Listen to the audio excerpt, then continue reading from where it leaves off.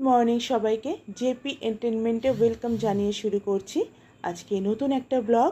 আজকে হচ্ছে Sunday morning. আমি এখানে চা নিয়ে বসে চা খাচ্ছিলাম, আর সোনাও ঘুম থেকে উঠে পড়ে আমার কাছে একটু আদর খাচ্ছে, কারণ ওর শরীরটা খুব একটা ভালো নেই। জাস্ট এই 5-6 দিন থেকে খুব ঠান্ডা লেগেছে, সর্দি কাশি, তারপর হালকা গা গরমও আছে, তো সব মিলিয়ে একটু ভুগছে ঠান্ডা গরমে। এবার আমার কাছে এখন আদর খাবে। যেহেতু কালকে সোমবার পরীক্ষা আছে, তাই ওকে বলেছিলাম যে ঘুম থেকে উঠে ব্রাশ করে ফ্রেশ হয়ে নিয়ে তারপর দুধ খেয়ে পড়তে বসতে। তাই এখন আমার কাছে আবদার করছে, ওই জন্য এত আদর করছে আর কি, যে আমি পড়তে বসবো না, আমার শরীরটা ভালো লাগছে না, আমি একটু ফোন দেখব। তো সেটার জন্যই এখন আমাকে একটু বেশি আদর করছে।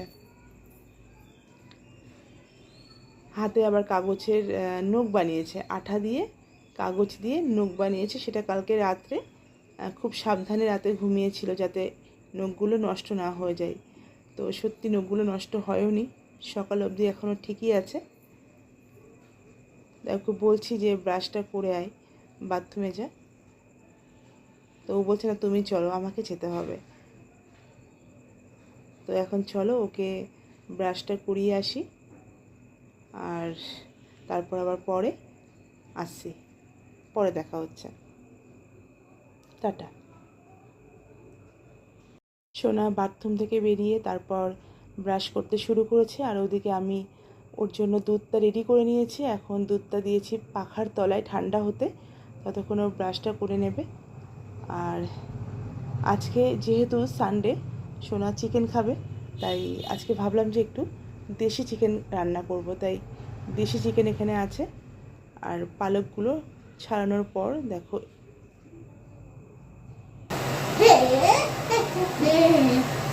আমি চিকেন ফ্রাই নাচ করে যাই, আমি চিকেন ফ্রাই নাচ করে যাই, ডিকটিকি ডিকটিকি ডিকটিকি, তাই তো?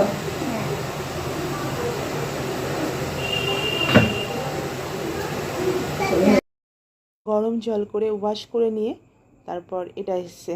মাংসটা পরিষ্কার করে নেওয়ার পর তারপরে এরকম পরিষ্কার করে ধোয়া হয়ে গেছে, তারপরে এখন এই অবস্থা।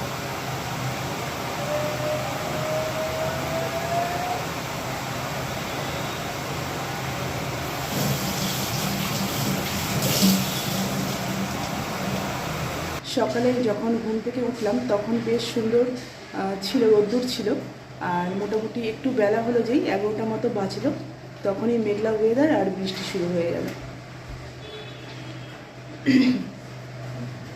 আর যেহেতু রবিবার সব কিছুই লেটে হচ্ছে, তাই এখন 1টা বেজে গেছে, আমার এখনও রান্না হয়নি, কারণ ওই যে মাংসটা ওটা সময় লাগে কাটতে, তারপরে ধুতে, সব কিছু করতেই সময় লাগে। সেজন্য ভাবলাম যে তেল যখন হয়ে গেছে তাই একসঙ্গে ভাতটাও বসিয়ে দিই। তো ভাত আর মাংস একসঙ্গে বসিয়ে দিয়েছি।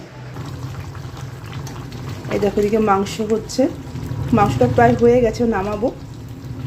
আর এদিকে ভাতও বসিয়ে দিয়েছি, ভাতও প্রায় হয়ে গেছে। এবার বৃষ্টির দিন, সকালে সোনা আজকে সারাটা দিন বদমাইশি করছে। যেহেতু শরীরটা খারাপ, তাই জন্য বেশি কিছু বকাবকি করতে পারছি না।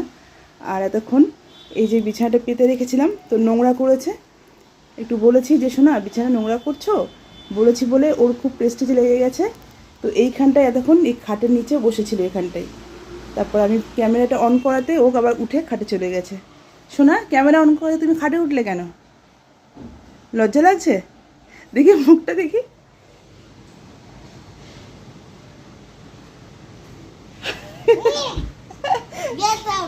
Get out. একবার ঘোরে দেখি, ঘোরো একবার ঘোরো না, এই একবার ঘোরো। ঘুরবে না তো? ঠিক আছে, আরি, টাটা। আজকে আমি তোমার স্নানও করাবো না, কিছুই করাবো না, টাটা। একবার তাকাও।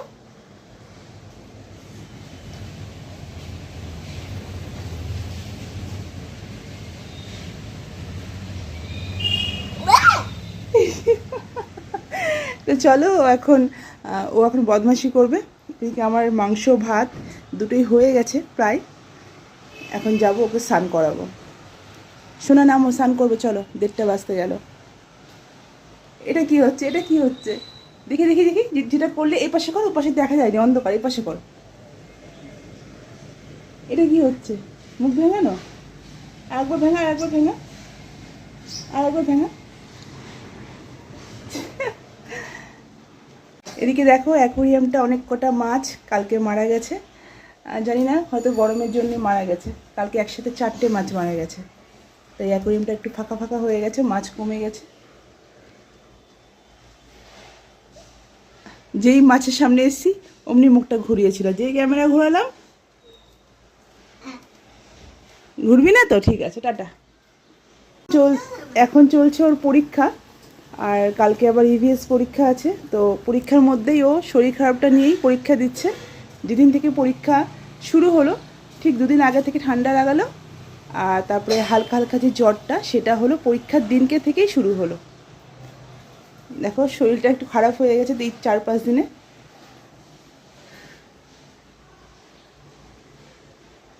শোনো, চলো চলো, ওঠো ওঠো ওঠো, চলো ওঠো, চলো। শোনা, এই ওষুধগুলো চলছে। এই যে এটা আছে কাশির সিরাপটা, নামটা দেখি, শোনো, হাত সরা, আঙুলটা সরা। এই যে এটা চলছে কাশির, আর এটা 2টো অ্যান্টিবায়োটিক দিয়েছে। এটা দিয়েছিল 30 ml, কিন্তু দোকানে 30 ml ছিল না, তাই 2টো 15 ml নিয়ে নিয়েছি। এই যে অ্যাজিথ্রাল অ্যান্টিবায়োটিক। তো এইগুলো এখন চলছে, আশা করি এগুলোতে কমে যাবে, না হলে আবার যেতে হবে ডক্টরের কাছে। আর ডক্টর একটা কী করবে, ছুঁচ ফুটিয়ে দেবে। জল, ডাক্তার বলেছে জল ঘাটলেই এবার ছুঁচ ফুটিয়ে দেবে, ছুঁচ ফুটিয়ে দেবে। তখন কি হবে দেখি, আমার দিকে ঘোরে দেখ। ডাক্তার কিন্তু বলেছে তোর হাতে একটা বড় ছুঁচ ফুটিয়ে দেবে, ভালো হবে তো?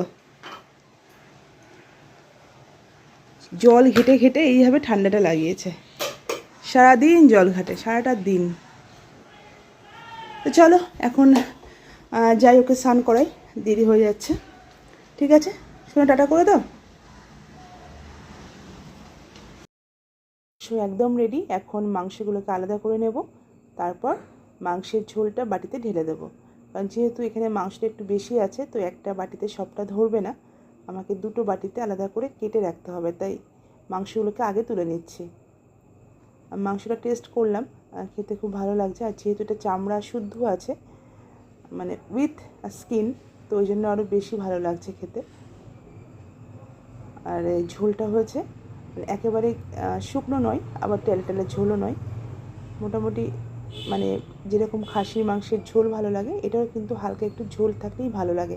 একেবারে টাইট ভালো লাগে না এই মাংসটা। এটা পোলট্রি মুরগিতে টাইট হলে ভালো লাগে, কিন্তু এটাতে টাইট হলে ভালো লাগে না। তো যাই হোক, আজকের ব্লগটা এই পর্যন্তই। সবাইকে টাটা, ভালো থেকো।